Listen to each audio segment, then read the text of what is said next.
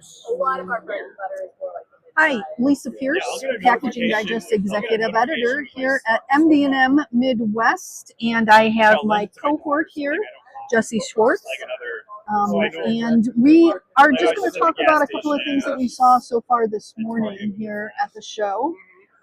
We had an opportunity to talk with the folks at Harpack, Alma, early this morning, and I talked with Nick Korechko. I think I'm pronouncing the last name right. And he's the medical packaging lead there at Harpack, and their booth number is 1726.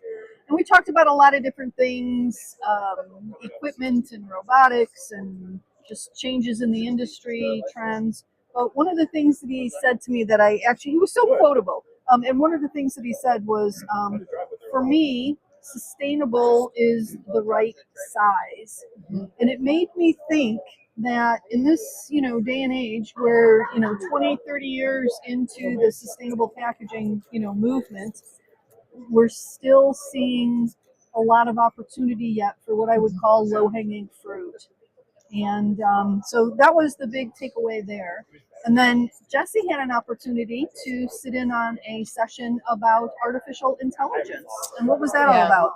Well, they didn't cover just one industry. They kind of covered everything and how we as humanity are embarking on this AI journey and how it's going to impact everybody.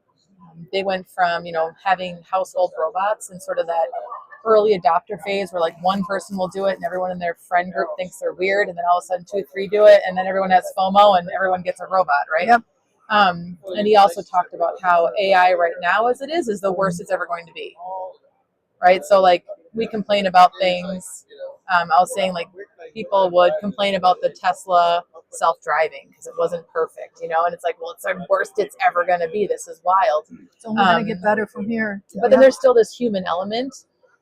He mentioned that in Arizona, when they started the Waymo cars, driverless cars, that they were having a really hard time with adoption because the cars didn't have steering wheels. So just the fact that like the car didn't need a steering wheel, but everyone was used to it. And so they had to put a steering wheel back in it because people just weren't using the cars because it freaked them out. Like, oh, if something were to happen, I could jump up and grab the wheel and steer the car, which you couldn't. But it was still sort of like overlaying that in order to adopt AI, we need to keep in mind the way the human brain is wired and how do you create familiarity within the AI. And then he also talked a lot of, go ahead. Did he say anything though about, doesn't it seem that we're a lot faster at accepting new technology these days? Do you feel that? Did he mention anything about that?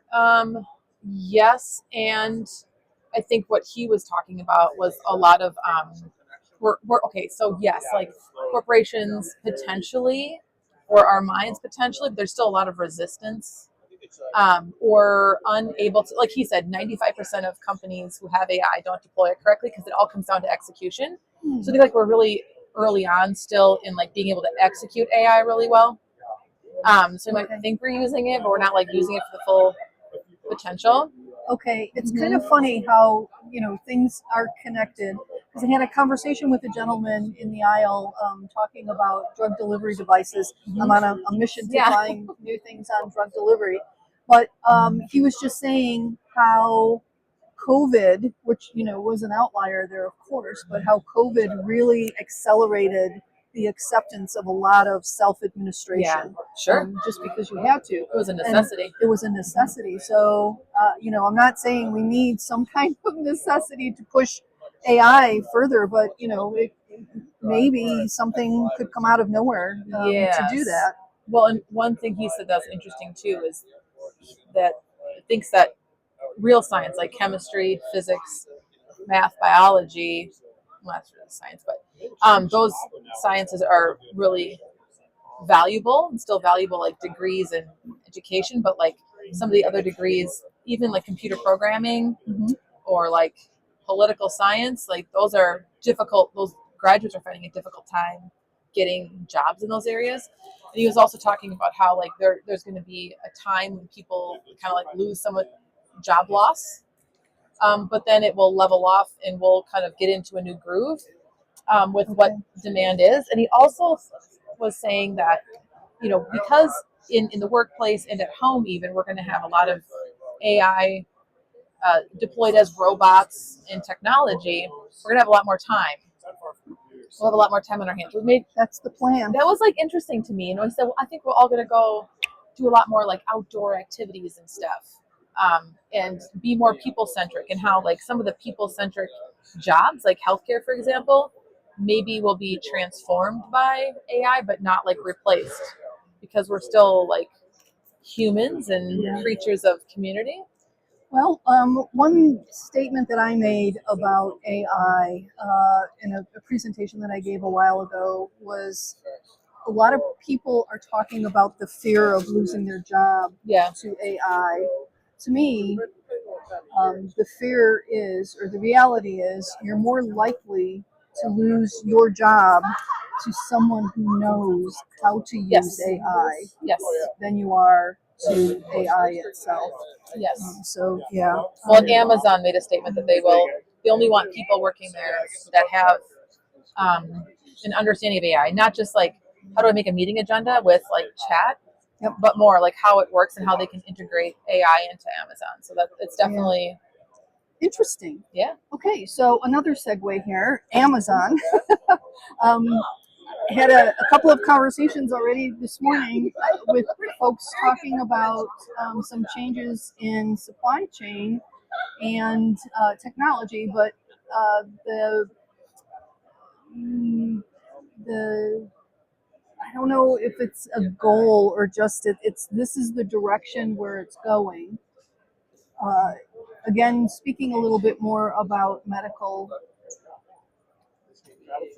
direct to consumer and the whole shift where instead of having we were talking about kitting a little bit earlier, but instead of having that being done separately, that it's done at the manufacturer. More of the direct-to-consumer shipments are happening at the manufacturing facilities rather than at a secondary secondary place. I mean, any complexity you add room for mistakes and added costs, right?